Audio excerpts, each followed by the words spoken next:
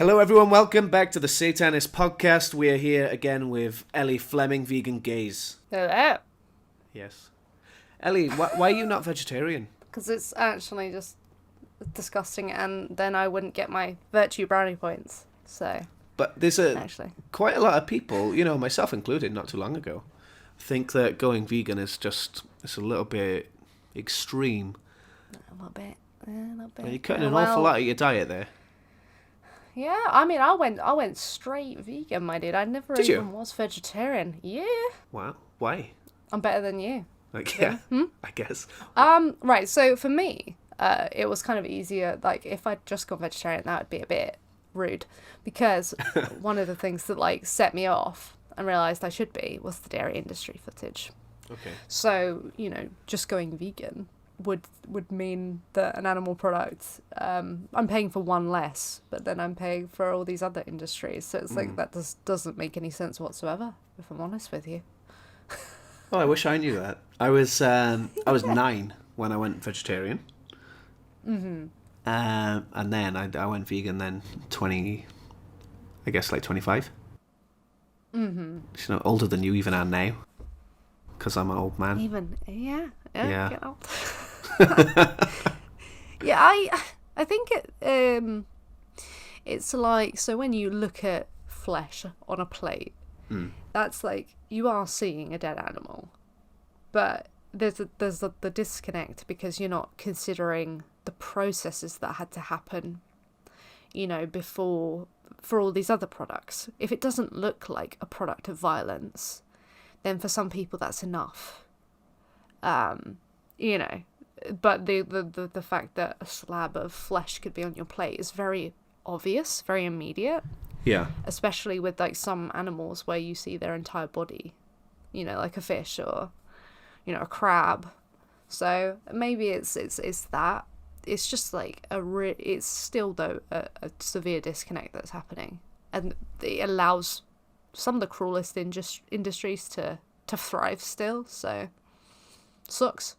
Yeah, I think it's easier to dissociate when it's not a literal hunk of flesh on your plate. But I always thought, maybe because, meat as we know it is sort of hacked up in a way that it's not really recognizable as a dead animal. You can sort of argue it doesn't look like it. But then I sort of realized that a lot of people eat animals that still have the heads on, or a whole chicken with just the head gone.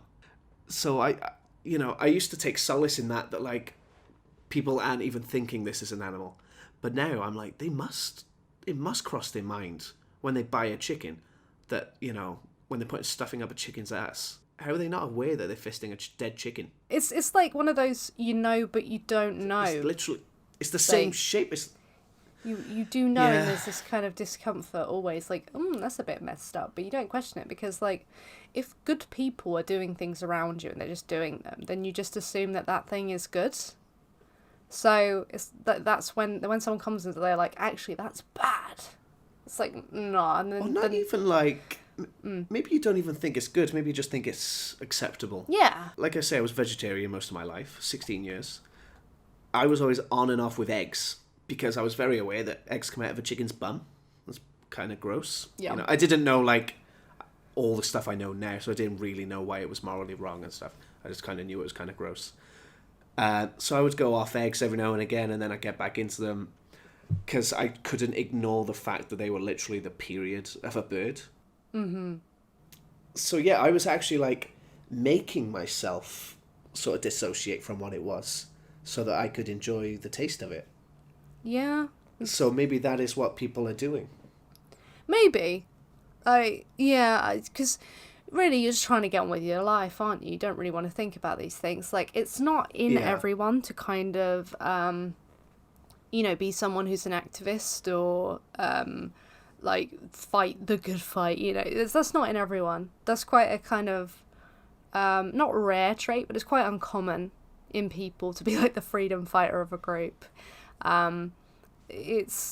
Most people just kind of want to get on with their thing, protect their in-group, and maximize their own well-being. So if you're kind of having to inconvenience yourself, consider others, perish the thought, It's quite difficult for people to do a lot of the time, I think. I think there's something big inside us that stops us from doing anything that goes against societal norms. Because I just think, like, take it back to when we're living in, the vast majority of us are living in tribes. You go against a social norm, maybe you're not welcome in that tribe anymore, and then you've got to go out and survive on your own. Yeah, that is the case. We are scared to do that. And even more so, I think, in this kind of like internet age, you get kind of like left behind if you're not careful, like, because this immediate ability to kind of contact anyone makes everything quite saturated. So I think there is this worry. And yeah, like, you can take it back to school. Like, school's a very primal place. Excellent example, yeah. Yeah, it's very primal. You can see, kids just desperate to kind of fit in, like, absolutely needing, their groups. Yeah, like, I used to love Scouts, right? And then people in school found out I was in Scouts. They said, "Oh, that's pretty gay." So I left Scouts. Yeah. Even though I liked it. Yeah. Like, that's the thing. It's really sad when you look at it, because it's like, well, what does it even matter? These people weren't really your people anyway, but to you, it's everything in the world. Yeah. It's easy now. You're an adult. Yeah, yeah, and a lot of people, I don't think, are equipped to have these kind of moments of like, oh my god, like I've been lied to. That's why atrocities happen perpetually, and they happened for years and years, and nothing happens about them, because most people are just going to kind of go with it. They're not really going to question it. They don't want to be put out. And absolutely. Yeah. And then if somebody else goes against that, like, I just watched, have you seen the film Jojo Rabbit? No. Well, just a portion of that movie is, well, actually the main point is this little kid, he's in Hitler Youth. His mum is hiding a Jewish girl in the house. He becomes friends with the girl. And then he's got that sort of conflict because he doesn't know whether to tell anyone. But in the end, spoilers for anyone listening who hasn't seen it, I don't know if you actually care, Ellie. I don't mind. His mother is actually killed for harbouring a Jew. So that was going up against societal norms. Just a real life example of what can happen to you if you go against what's expected of you in society. Mm-hmm. An extreme example, obviously, but... Yeah. So, to take it sort of back onto point, have you ever felt sort of socially excluded? Have you ever seen any... What's the word? Sort of... you hear that? Punch? Yeah. Yeah, you get it. Well, yeah, answer the question. Have I ever been excluded socially, are you saying? Pretty much, yeah. Or felt any sort of... Yeah, throughout my entire... life, really. I've always been a bit strange as a child, and I was a little emo kid, and really ugly, a little ugly duckling, and so I'm quite used to rejection and exclusion, so that's why I think it's easier for me to just have been vegan. Do you know what I mean? And obviously, like, I came out, and then some people kind of took it badly, and stuff like that, and so I'm not immune to this kind of concept of, oh, something has been the case, blaringly obviously, for a long time, but it wasn't seen or it wasn't said, which is the kind of line of thinking that I took when I realised that I should come out, and it's the line of thinking that I realised when I saw the dairy industry, and that I was like, nah, I need to go vegan. So that's the thing, like, I think you'll find a lot of people who are vegan have been excluded in some way, so they can like empathize with other exclusion, or they don't mind, or they're not so as scared of being excluded again at the concept of saying, yo, I'm vegan, I think obviously, like, empathy is at play here. If we didn't have the empathy, we wouldn't bother, right? Mm-hmm. But it's a very, very interesting point you raised, that maybe your own life experiences have led to you be able to have that empathy. Mm-hmm. I wonder if vegans in general have some other reason they were different in society.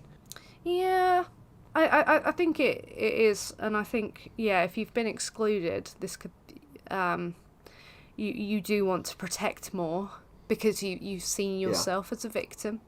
So, you've seen yourself be like, I think, like, you know, a lot of people who protect animals or protect children, or they weren't protected when they were vulnerable, so they feel the need to, like, that's typically what you see with, like, human behavior. Like, either people will replicate the behavior that was done to them, or they will, like, go against it, like, completely, like 180. Okay, yeah, that's interesting. Can I ask you something? Oh, go on then. Go on. Oh. From going vegan, did you see anything different happen to your life socially because of that? Have you lost friends? I didn't lose friends, but I did go through this kind of, like, year, because it was very it's quite, so I had this kind of year where I, like, flipped my sleeping pattern, so I didn't really have to speak to people, because I just like, purposefully. Yeah, I went through, like, Okay. I went through, like, my first year of uni, and I was like, by myself and stuff, and just coming to terms with the fact that these things happen was very heavy. So, you know, I didn't lose friends. In fact, I've made friends, you know, because that was just, like, another thing that I had in common with people and could talk about. So, Okay. I found that my social life has improved, to be honest with you. And I think I'm one of these people who I can hold a belief, and people don't fear that, you know, they just don't talk about it because they know that they'll get decimated. But yeah, I don't know about you, or if you've, like, lost friends or anything, but I didn't really. I felt the need to distance myself from people, though, who would hurt animals or pay for them. I think I'm going through a similar stage right now. Like, I'm a lot newer at this than you are. So right now I'm finding it, like, quite hard to accept that there are people in my life who are close to me who eat dead animals and pay for it to happen. And it's not, they haven't even got ignorance anymore because they've got my loudmouth, you know. And it's very loud. It's very loud. So loud. It's quite hard to accept that. So what I'm finding now, you know, I like to say that I'm not, I don't know what the word is. I'll talk about veganism if it comes up with, like, my family and close friends, rather than bring it up myself. I'm the same. And that might be, like, a selfish thing, I don't know, because I guess I do value my relationships there. It's not only that. Maybe I should be talking about it, but it's not just that, though. It's, like, understanding the dynamic of the relationship you have. Like, if you know the way it is, that it's going to, like, one day they'd probably benefit from hearing it from someone else, but it's not going to be beneficial coming from you.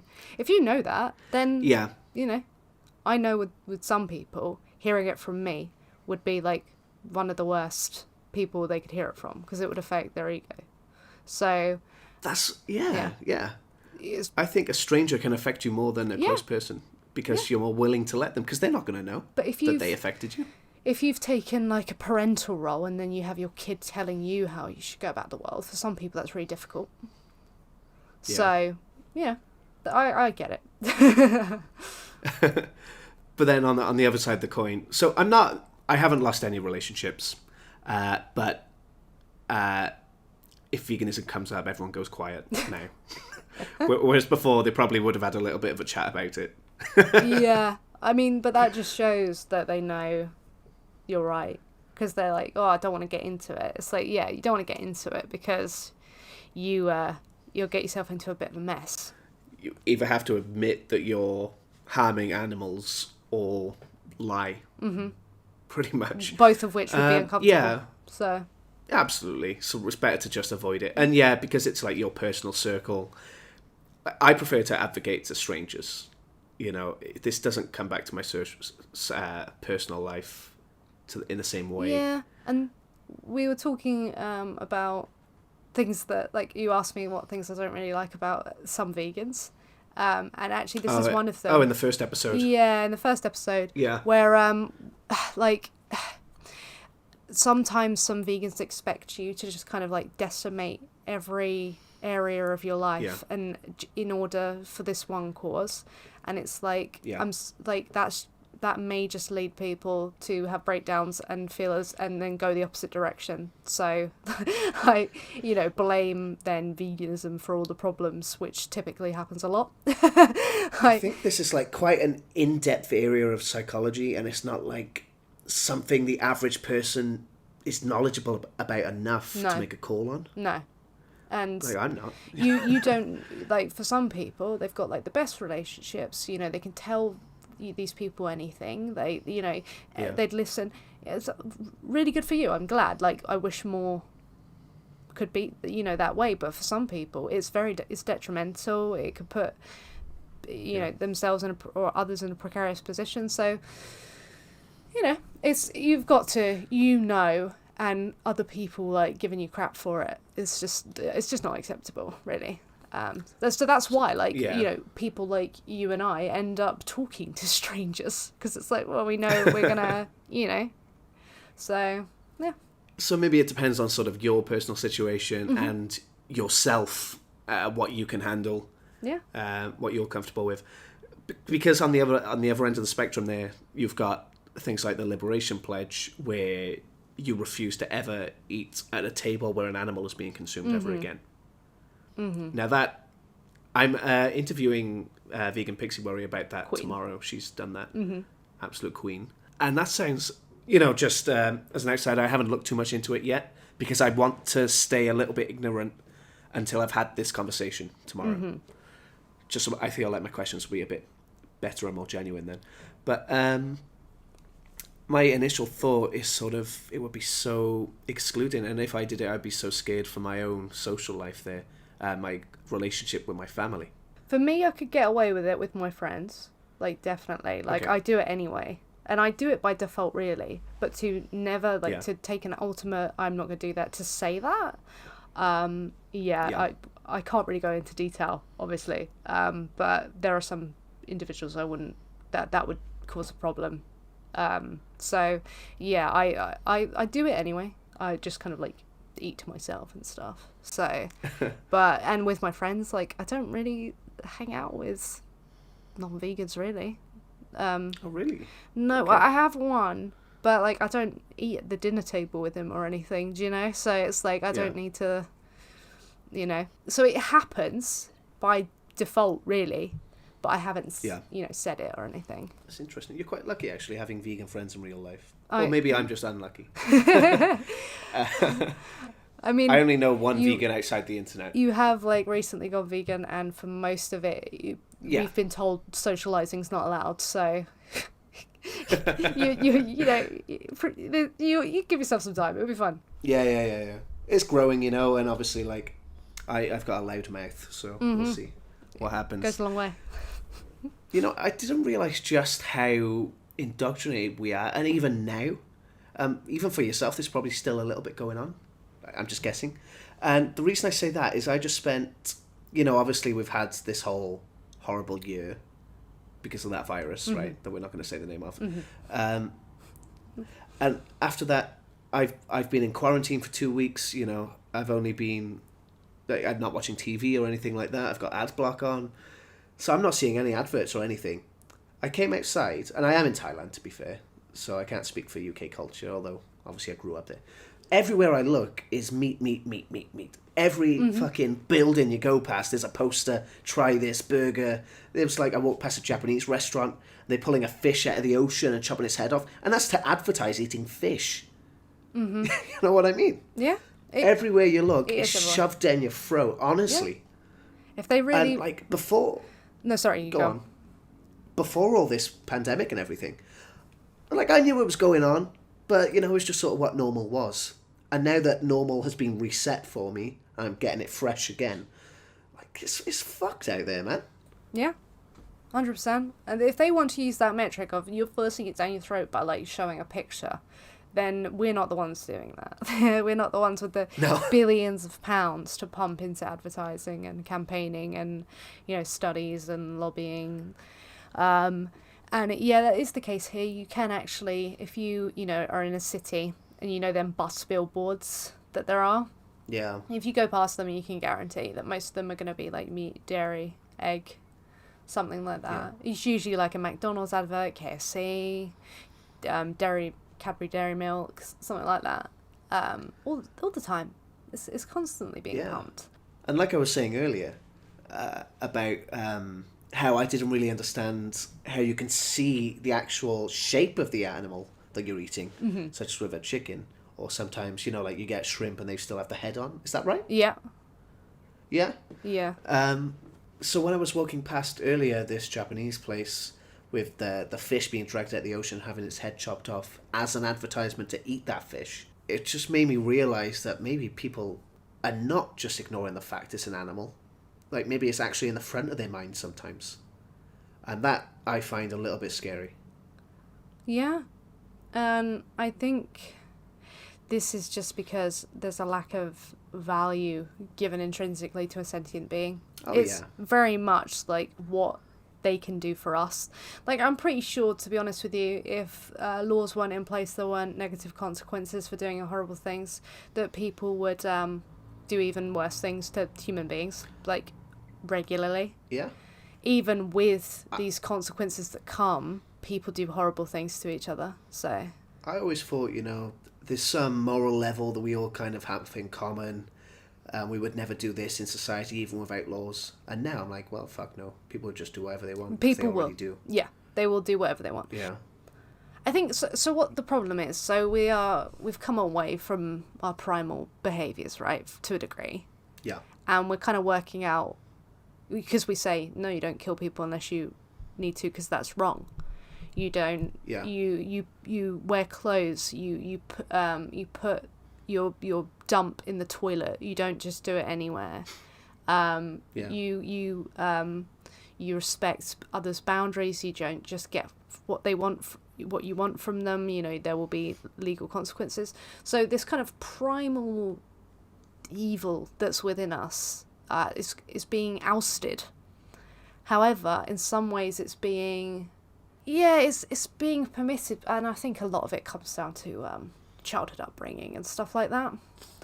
I really am quite a passionate, avid believer that so many of the problems that occur in society are due to childhood upbringing.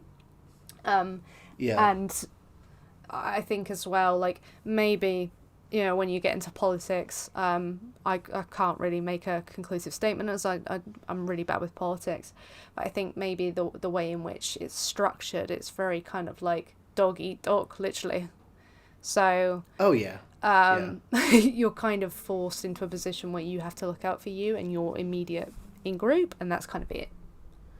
So, and the fact that these farmed animals, if you ignore pets for a second, these farmed animals are not within society. They're sort of out in the borders. They're in these, these large buildings. We can't even see them most of the time. Maybe that makes them easier to ignore because they're not part of our society, and how we treat them doesn't affect our standing in society. Yeah, and I think if it were the case that we really did grant true value to other sentient beings, a lot of the things that people do to each other, so like, even like workplaces and certain systems that are in place would have to be like destroyed, like completely abolished, because they go against the well-being of individuals. So like, for example, Amazon. Yeah. I think if you really wanted to look at the value of an individual, like having them work at Amazon, that would be a really questionable thing, wouldn't it? So I suppose you could argue we don't even respect other humans. We don't. We absolutely don't. No way.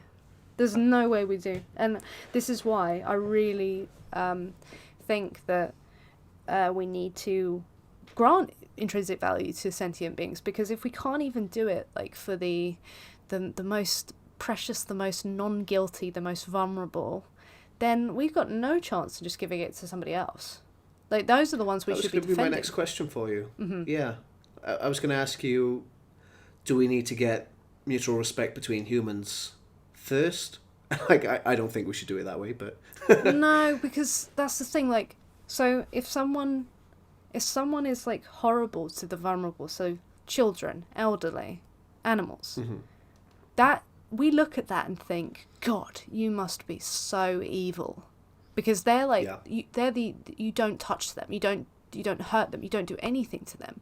But those who do, there's a special layer of evil there. That's how we regard that. When when you see on the news that someone's killed an elderly person or robbed them, you just think, horrible, like, but instantly, because there's something about the vulnerability that means that you're a special kind of nasty.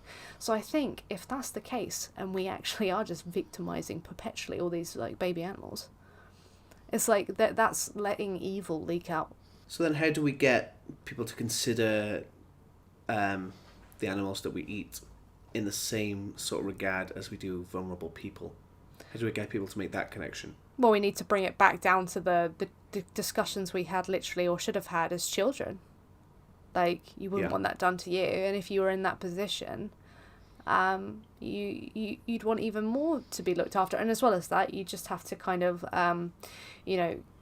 equalise show the differences between them and the similarities, and show that if they want to hold it consistent, then victimizing animals puts other vulnerable humans in a bad position. It's like what I was talking about in my video about Joe Rogan. He was talking about how dolphins are so intelligent, and he has a soft spot for them, seemingly. Made him cry, right? Yeah, seemingly because they are intelligent.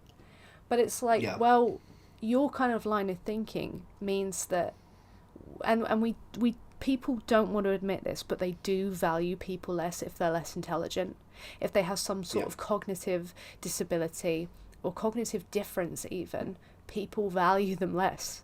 And so it's like, that's a really bad way to model your thinking. So you see these kinds of the ways of thinking that we attach to justifying hurting animals. They do play a role in how we view human beings. We're just not aware of them. So I just show those examples. But then there are animals like dogs and cats who we would consider someone a monster if you stabbed a cat or a dog. Mm-hmm. Yeah. So there is that difference there, farmed animals and companion animals.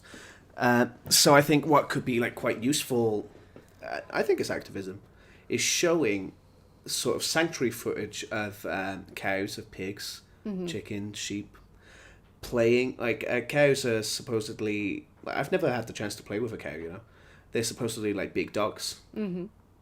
I think if we could show those personality traits, then they would be hopefully respected in the same way as a dog or a cat. You do look at like sanctuary videos.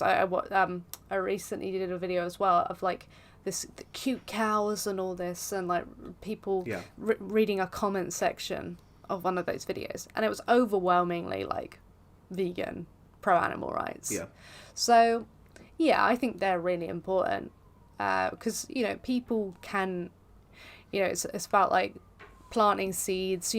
Michelle Lowe goes on about the sleeper effect and how these things do subconsciously go in people's minds, and they make these connections themselves.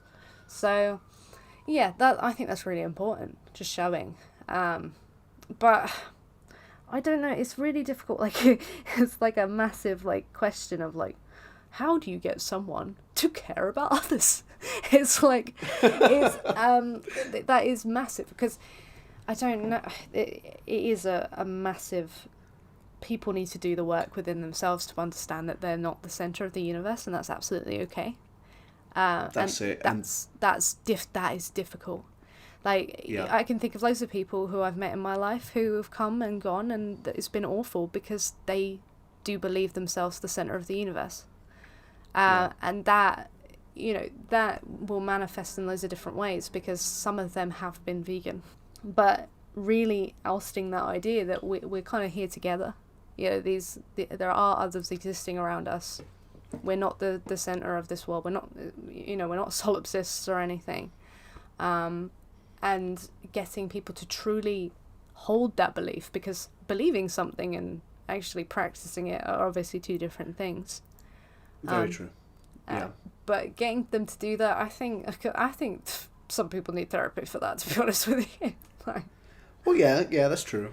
I guess it would be, just getting people, like, this is why I think, like, you know, some things, like, it could be activism in their own ways, like, even something that's completely unrelated, like, I guess you could look at therapy and stuff like that as really helpful in, you know, cleaning the world, in a sense.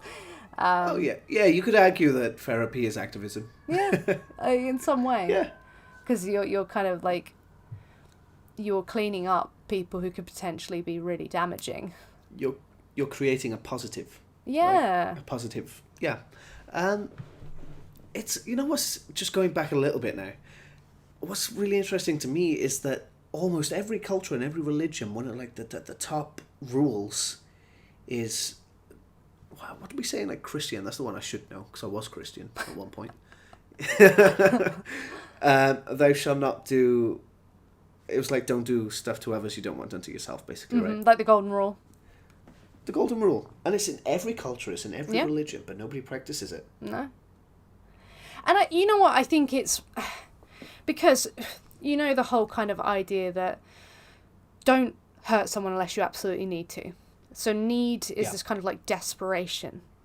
So you do find that when people are desperate, they will do bad things. And I think we've got this issue where there are a lot of people around us in desperation in some way. Yeah. So they are acting out harmful behaviour because they're in a state of desperation. And if you need... So, for example, like, if you need to rob from a store for food because your children are hungry, is that the kind of example you're going for? Yeah. Yeah, and that, for me, like, that's a permissible action. That's fine. Because, you know, you're not doing it to hurt the shop. You're doing it for a good reason. However, though, you're going to look at that and think, okay, from Tesco, fine, but you're not going to permit it to, like, an old lady in her home. And you're going in her fridge and stealing all her food. Good point. So context matters. Yeah. Yeah. So even then, though, you see what I mean? Even then, it's like you're still taking into account, wait, how vulnerable is that person? Like, how do we view this person in society? Like, so we're going to, like, this desert island type thing, right? What if that old lady's house was the only house for 100 miles? You know, like, yeah, there are permissible ways to do many illegal things. Yeah. Well, really, I think if it like comes to food and just to survive, right? So, like you say, if there's a real actual need, we do allow certain things. Like, we say cannibalism. We're not against cannibalism so much in survival situations. No? You think, God, you needed to do that. That must have been so horrible for you. Yeah. Yeah. Like, yeah. So, you know, even if someone is... Well, like, yeah, if someone is starving, and it's just that desert island fallacy, someone is starving and their only choice is to eat an animal, I'm not going to argue with you. You know, I would do it probably, if I'm honest. It depends how emo I was feeling. I'd probably I'd probably be the cannibal. So. Oh yeah. Yeah, I'd probably be the Fair subject. Yeah. So yeah, but that's the thing. I think more people are in a state of desperation, even if it's like mental desperation. Yeah. So that's there's a lot of healing that needs to be done, and that's why like veganism is just like not the only thing, and that's why vegetarianism is just it's just rubbish. I'm sorry, it's just like there's nothing. As well as that, there are so many products that, like, say if I were vegetarian, I wouldn't want to be eating, but that are classified vegetarian, like so leucistin. That's like the feathers of birds and hair of like various animals, and they put it in things like wraps and rolls. Ew, what? Yeah. So I'm probably eating that stuff now. Do you look for that? Leucistin. So, they've taken it out of quite a few things. Like, so in Tesco, for example, if you were eating some wraps, look at the back. It says L-cysteine. That's an animal product. But it's vegetarian. I don't want to be eating. Like... Do you check for that? I'm sorry, we're going on. I'm taking us off a tangent a minute. Do you look for this? You know, how long have you known about this? The cysteine? How long have I known? Yeah. Years. Yeah. Where'd you find out? When did I find out? I didn't get this vegan handbook, you know. I see a sciencey word, I'm like, oh, that's probably fine. Just look at, like, there's some articles about, like, hidden animal products, like, or animal products you didn't know weren't vegan, stuff like that. No way. Yeah. Why are they... Okay, I have so like many some questions. Vitamin D, like, so I think all of... I've heard vitamin D from sheep's wool. Yeah, right? lanolin. That's it. And then, you know, you have rennet, which is in a lot of cheeses. Even in, like, cheddar, mozzarella. Rennet is the stomach lining a lot of the time of cows. So baby cows, calves. So it's like... So can they label that as vegetarian? I think they can. Reluctantly saying... Because it's an enzyme that's just then added. Okay. But it's extracted from, like, like a calf, a lamb, or even goats. But I think you can label. What, dead ones or? Yeah. Okay. So like they just take like part. I'm pretty sure that I haven't seen the process of it, but I'm pretty sure they're already dead. But there are loads of products that are just like that are like ew. So you know, and the dairy industry is like one of the worst. They're all bad, but dairy. I actually think, like, if you consume dairy, that's maybe worse than consuming cow meat. Yeah, and you're still, like, even if you're, like, paying for dairy, you're paying for meat. Yeah. Because they're gonna go in burgers. Like, the not mums. Only are they being kept alive, not even for that long, to be killed for their meat, they're also sort of tortured through that time. They're going to have their children taken away. The children are going to be killed. They're going to be forcibly impregnated over and over and over again. So it's that plus what happens for meat. Mm-hmm. Mm-hmm. So yeah, actually, like, consuming dairy is worse. It's just way worse. Think that's and sort of... as a vegetarian, you typically end up eating more dairy products. So yeah. You know, where you're not going to have your meat feast pizza, you're going to have your double cheese pizza. Where you're not. I used to have halloumi instead of fish for fish and chips. Yeah. So it's just like you're just replacing it with something else that's cruel. Yeah. It's like oh yeah, you should give up murdering people. All right, look, bit extreme. I'll stop stabbing people, but I am gonna shoot them. All right, I am gonna shoot them. That's all that's logic there. I think for some, a lot harder to say this in this day and age because of social media, but I think some vegetarians don't actually know why milk and eggs are bad. And that was true for me for a few years. But eventually it was getting to the point where I was, like, ignoring facts that were in my face.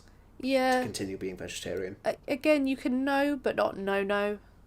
There's a difference. Yeah. So, yeah. It's a bit like when talking to people now, and they're like, yeah, I know that they kill animals for meat. I'm not stupid. And it's like, right, but did you know they do this? Have you seen this? Like, yeah, you know, but you don't know, no. I mean, you're vegan. You didn't know that they put, like, hair and feathers in. No, like... I didn't know I had to look out for fucking bread, mate. Oh my god. Yeah, it's a I see it in memes, and I'm like, oh, that's just there to be funny.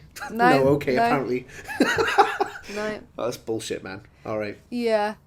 It's not, like, too commonly used as much as it was, like some of the things that I didn't eat. Like, pretty sure Tesco wraps, they were vegetarian, and now they say vegan on them. So they've taken the lecithin out.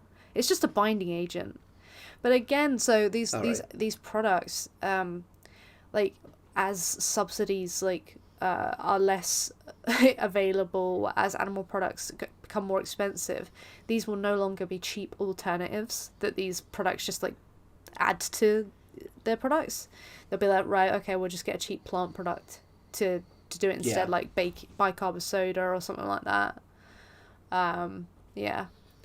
I think that's Particularly as we binding take agent. away subsidies, which I think is going to come. I don't think it's very soon, but I think it's going to come. Yeah.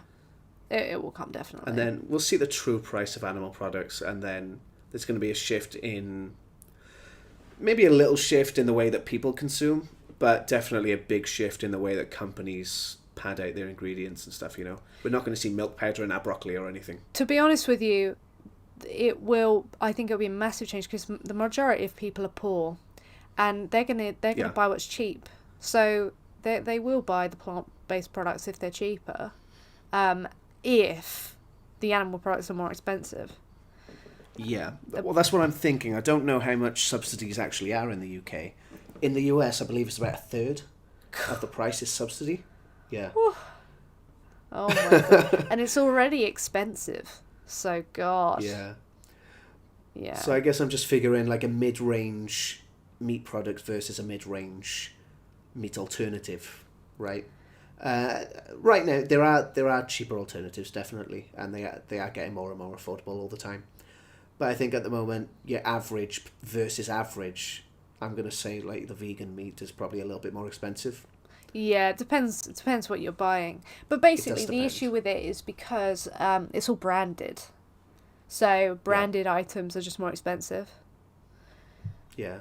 Like, But yeah, Asda do like 8 meat-free burgers, and they're fake meat. It's not like vegetables. I think it's like £1.75. see, that's where you'll Which, find the you know, cheaper stuff. Yeah. So like the Yeah. the plant chef and as well as that, there is this also extra price that they put on. Like, I think this is why Tesco have Wicked and Plant Chef, because Plant Chef's cheaper, and then Wicked's kind of like trying to capitalize on the vegan, hype. I see. So you do have them trying to exploit that, but plant products are cheaper to use. So I think what will happen, and I don't know if it can actually happen, but I think what would be clever is as that nightmare collapses and prices go up, I think it would be clever of every plant-based product, try to market as an alternative to drop the price right down and leave it there, and then just watch the demand increase. I think that would be clever. I'm not like a economics major or anything like that, but I'm pretty sure as consumption rises of a certain product, the price of it does go down. Yeah, because well. it's like, bulk buying if they can, make loads and yeah. So the way I foresee it is there will be a point, maybe not even that long in the future actually, there may be a point where eating alternatives meats on average is cheaper than eating meat on average. I think there's not that a lot will in happen. it right now. I think it will happen. Because in my 6 years of being vegan, I've seen a price drop as more. Yeah. So what it is more alternatives are coming out. So then they like compete with price. So they can't get away. Like they can't get away with selling you ice cream for £5 when the opposite shop's selling it for 80p for a tub. So then they have to bring it down or bring a different brand out. Like, and they're always competing with each other, and you know this because every Veganuary, each shop's brought out the same thing. Like this year, it's been cookies. Like Aldi have brought out a cookie, Tesco brought out a cookie, like M&S, like they know which each one of them's gonna do and keep a solid eye on it. So I think they'll drop it. Do you see these products lasting throughout the year? Yeah, from January. People say, "Oh, they go away." No, they don't. So that's what I'm wondering. People do say that, and I've never seen that happen. People were saying as well, like the KFC burger. Oh, but it was gone. It's like, no, the only reason it went was because of COVID. Because then they dropped the menu, and then I heard that they couldn't make it because of the kind of like social distancing rules in the shops. So it's not that they get rid of it or that there's no demand. Yeah. From what I've heard, they sold really well. So, people are buying them because it's not vegans typically actually buying them. It's just like plant-based people or meatless Monday people or flexitarians. And I've found in my experience, you know, I'm not a fan of baby stepping and stuff, but I have seen a lot of meat-eating people go for the Meatless Mondays and go for having a plant-based meal every now and again, whereas 10 years ago they wouldn't have. No. So I think information is getting into the, you know, the general public. Uh-huh.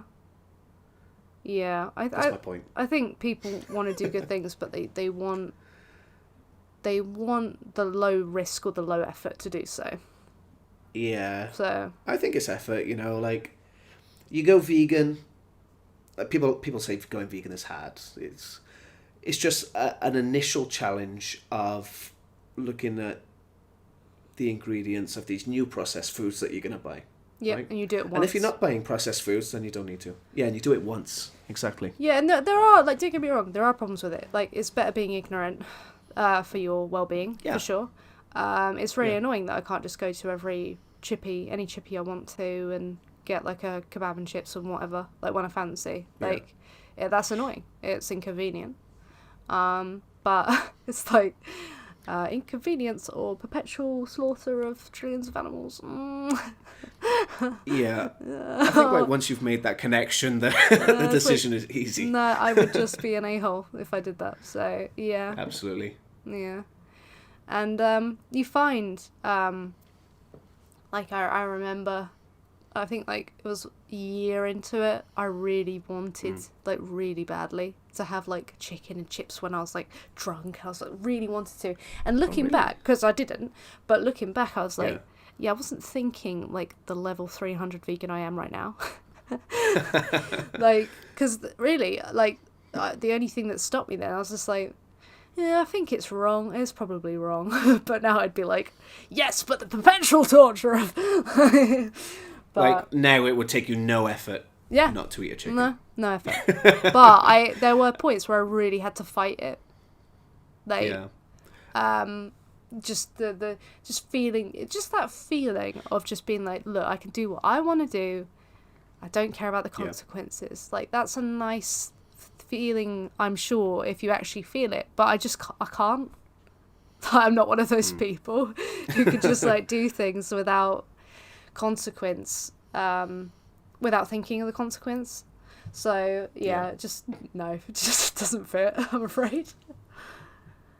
And so, when you first went vegan up until now, how much have you missed meat? And, you know, you just said you were a year in and you missed chicken.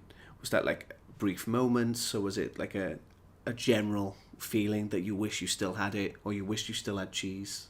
So it's what are you not thinking these days? It's not the thing itself, like, it's not the animal itself. So it's like, so say for example there was like a Temple of Satan, right, that is like my favourite place in London. So they do like fried vegan chicken. It's Satan. Okay. If I had one of those, like, that would have been fine. Do you know what I mean? That would, like, deal with the issue. The issue is the kind of the sentiment behind it. You know, like, we think of, like, memories of, you know, I grew up and would hang out with my friends and we'd have, like, the box of 2-piece chicken and chips. So I get the chicken and chips. It's not the, I really want flesh. It's the feelings that come with having an item. That's why, like, replicating them, people are like, well, why do you want these things? It's like, well, food is very symbolic and sentimental. You know, there are so many foods that we've had throughout our lifetime, and, you know, like, sometimes if I'm feeling like I need comforting, I'll have, like, a kid meal, like ramen noodles or chicken nuggets and chips, you know, or pizza. Yeah, you know what I mean? It's like, it's not the flesh. So these are not cravings in the way of needing the taste. No, not at all. I've never had like I really want fish, or like I really, you know what I mean? But mind you, there's not an alternative for, like, prawns, and I used to eat them a lot. There are. Yeah, but they're not good. I've had them. Yeah, exactly. They're not good. They're not good. But yeah, so yeah, I don't know about you, but I've never actually wanted, like, the animal flesh itself. It's just the kind of, like, textures that come with it and remind me of. Yeah. So. Well, the only thing for me, like, I went vegetarian to vegan, right? The only thing for me was cheese, as you might imagine. And when I went vegan, my housemates had cheese in the fridge and stuff. And just for, like, I'm going to say a week, maybe 2 weeks, I'd see the cheese and go, oh, fancy a bit of that. Mm-hmm. But I won't. But that went away really quickly. And, you know, as I've come to learn more about veganism, especially as I've started to get active, I've learned about casomorphines. Yeah. Which is, all right, I'm going to do my best here with the science, which is a hormone that is produced in cow's breast milk to give the baby the desire to come back for more. Yeah, and that was what was happening to me. I was drinking baby cow hormones, and that made me want to drink more baby cow hormones. It's just staying there because they're very you can't communicate with them like what you need them to do. So there needs to be some sort of like drug incentive, chemical incentive to make them think, ooh, yeah. But you know, genuinely, like, I sound like a dick here, but like one of the big things that stopped me from going full vegan was cheese, and I know it is for a lot of vegetarians. You know, maybe there's one or two listening now. Mm-hmm. So I just want to say, like, that went away really, really quickly, and I'm not exaggerating or lying here when I say I don't miss cheese at all. That's the thing. Like, it is mildly addictive, but it's only mildly addictive. So once you've stopped, you've stopped. So. And again, weigh up the options. You know, you could argue with some addictions that maybe they just affect you and not necessarily other people. I know it kind of does though, but with something like, you know, dairy, it does directly affect other sentient beings. Yeah. So it's not just your kind of battle. So yeah. Absolutely, and that's what it was that made me go. In the end, was. Weighing that up, and it was like every single time I was eating dairy. I wasn't really an eggs guy anyway, but every single day I was eating dairy. Not every day, every time I was eating dairy, I just did not feel good about it, and I would weigh it up, and I'm like, I should not be doing this right Wait. now. Weigh it up. Wait. And in the end, I was like, well, stop being such a fucking hypocrite, Reese, because, you know, it's pathetic, and I was embarrassed. You know what I mean? Mm-hmm. And in the end, you know, I just had to do what I knew was the right thing all along. I do get, like, annoyed that I can't just eat any chocolate bar. That's annoying to me. Okay, yeah.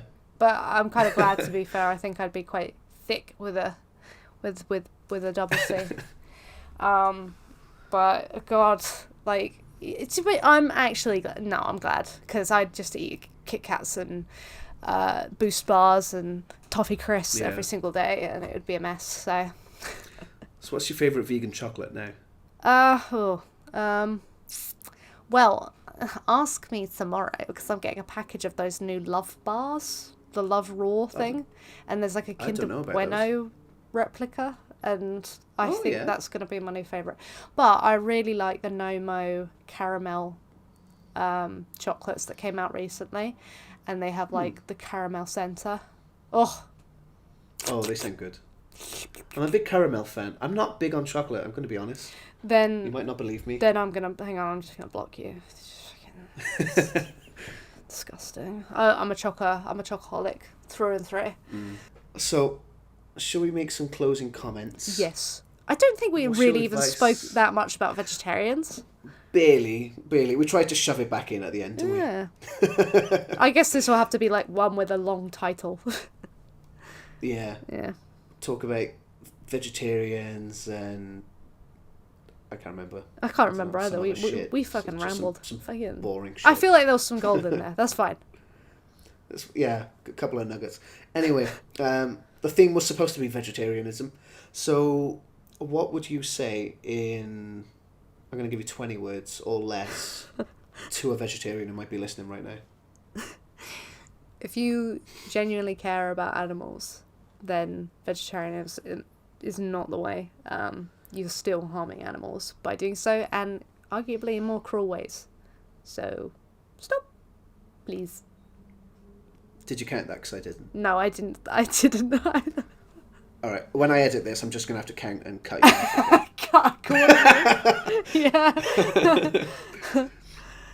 All right. So we'll wrap it up there. Remember, you can always catch me on Peace with Reese on YouTube. I've got a really stupidly spelt name. It's RHYS. If they want to get you, Ellie, what can they do? They can just search vegan gays anywhere and you'll probably find me. Lovely jubbly. Bye. Bye.